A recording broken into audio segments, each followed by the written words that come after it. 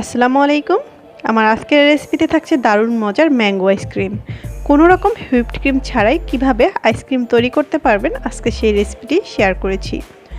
শুধুমাত্র ময়দা, দুধ, চিনি দিয়ে আজকের আইসক্রিমটি আমি তৈরি করব। আশা করব সবার কাছে ভালো লাগবে রেসিপিটি। আইসক্রিম তৈরি করার জন্য এখানে একটি পাত্রের মধ্যে নিয়েছি 1/2 লিটার পরিমাণ দুধ। দুধটা যখন বলক চলে আসবে তখন এর মধ্যে দিয়ে দিব চিনি 1/3 কাপ পরিমাণ।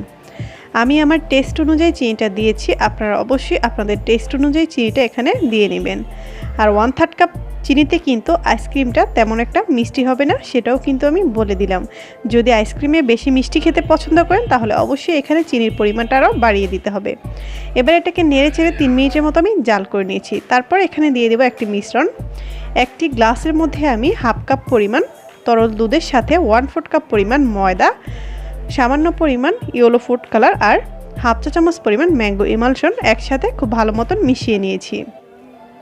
এবার এই মিশ্রণটাকে এক হাত দিয়ে দিব আর এক হাত দিয়ে নেড়ে চেড়ে নিব, তা না হলে কিন্তু জমাট বেঁধে যেতে পারে। আপনারা কিন্তু এখানে ময়দার পরিবর্তে চাইলে কর্নফ্লাওয়ার দিতে পারেন। চুলার আঁচটা মিডিয়ামে রেখে এটাকে নেড়ে চেড়ে জাল করব যতক্ষণ এটা পারফেক্ট ঘনত্বে চলে আসছে। আর একটা কথা মাথায় রাখতে হবে, কোনোভাবেই কিন্তু নাড়াচাড়া থামিয়ে রাখা যাবে না, তাহলে কিন্তু তলায় পোড়া লেগে যাবে এবং যেহেতু এর মধ্যে ময়দা ব্যবহার করেছি সেটা জমাট বেঁধে যাবে। মিশ্রণটাকে আমি অনবরত নেড়ে চেড়ে জাল করে ঘন করে নিয়েছি। আপনারা হয়তো বা দেখে বুঝতে পারছেন এটা ঠিক কী পর্যায়ে আছে। এর থেকে বেশি ঘন বা এর থেকে বেশি পাতলা কিন্তু করা যাবে না। ঠিক এ পর্যায়ে যখন আসবে তখনই চুলা থেকে এটাকে নামিয়ে নিতে হবে। আমি একটি দাগ টেনে নিলাম, দেখতে পাচ্ছেন দাগটা কিন্তু সাথে সাথে মিলিয়ে যাচ্ছে না, তার মানে এটা পারফেক্ট ঘনত্বে চলে এসেছে। এবার এটাকে চুলা থেকে নামিয়ে আমি একদম পুরোপুরি ঠান্ডা করে নিব। ঠান্ডা করে নেওয়ার পরের অবস্থা দেখাচ্ছি, আপনারা হয়তো বা দেখে বুঝতে পারছেন এটা কতটা ঘন হয়ে গেছে। তারপর এর মধ্যে দিয়ে দেব 1 কাপ পরিমাণ পাকা আমের পিউরির পরিমাণটা কিন্তু আপনারা চাইলে আরও বাড়িয়েও দিতে পারেন।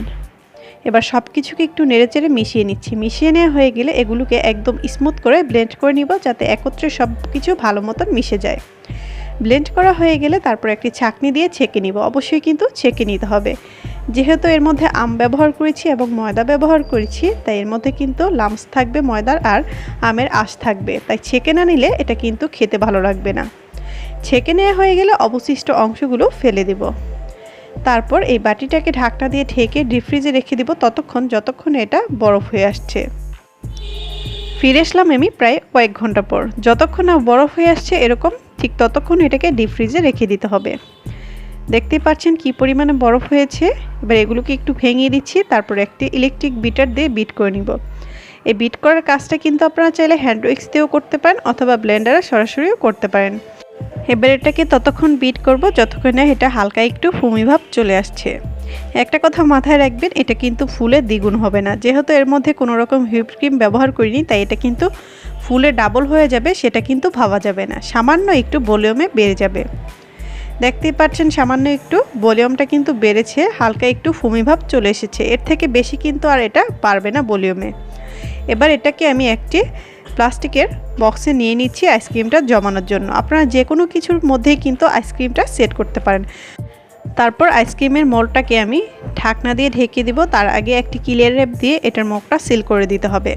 এরকম করে সিল করতে হবে যাতে আইসক্রিমের মিশ্রণের সাথে ক্লিয়ার র্যাপটা লেগে থাকে। আপনারা কিন্তু চাইলে এখানে ক্লিয়ার র্যাপের পরিবর্তে পরিষ্কার পলিথিনও ব্যবহার করতে পারবেন। ক্লিয়ার র্যাপটা দেওয়া হয়ে গেলে ঢাকনা দিয়ে ঢেকে এটাকে ডিপ ফ্রিজে রেখে দিতে হবে যতক্ষণ এটা একদম আইসক্রিমের মতো জমে যাচ্ছে। 6 থেকে 7 ঘন্টা বা তার বেশি সময়ও কিন্তু লাগতে পারে আইসক্রিমটা সেট হওয়ার জন্য। আমার আইসক্রিমটা কিন্তু আমি ফ্রিজ থেকে বের করে নিয়ে এসেছি, এটা কিন্তু সেট হয়ে গেছে। দেখতেই পাচ্ছেন খুব সুন্দর মতো কিন্তু জমে গেছে। এবার এটাকে আমি ডিমোল্ড করে নিচ্ছি। আপনারা কিন্তু স্পুন দিয়েও খেতে পারেন উঠিয়ে, অথবা আমার মতো এরকম মোল্ড আউট করে ছুরি দিয়ে কেটেও খেতে পারেন, সেটা সম্পূর্ণ নিজের উপর ডিপেন্ড করে। ডিমোল্ড করে নিচ্ছি। ডিমোল্ড করার জন্য বক্সটাকে চারদিক দিয়ে একটু লুজ করে দিবেন, দেখবেন খুব সুন্দর মতো ছেড়ে এসেছে। দেখে বুঝতে পারছেন কতটা লোভনীয় হয়েছে, আর খেতেও কিন্তু আলহামদুলিল্লাহ অনেক মজা। আপনারা এভাবে একবার হলেও তৈরি করবেন। এটা কিন্তু বাজার থেকে কিনে আনা আইসক্রিমের মতো একদমই হবে না, এটা স্বাদ কিন্তু একটু আলাদা, যেহেতু এটা ময়দা দিয়ে তৈরি করা হয়েছে। আশা করব আমার আজকের রেসিপিটি সবার কাছে ভালো লেগেছে। রেসিপিটি ভালো লাগলে প্লিজ চ্যানেলটি সাবস্ক্রাইব করে পাশেই থাকবেন। আজকে এখানে বিদায় নিচ্ছি, ইনশাল্লাহ দেখা হবে নতুন কোনো রেসিপি নিয়ে। সবাই অনেক ভালো থাকবেন। আল্লাহ হাফিজ।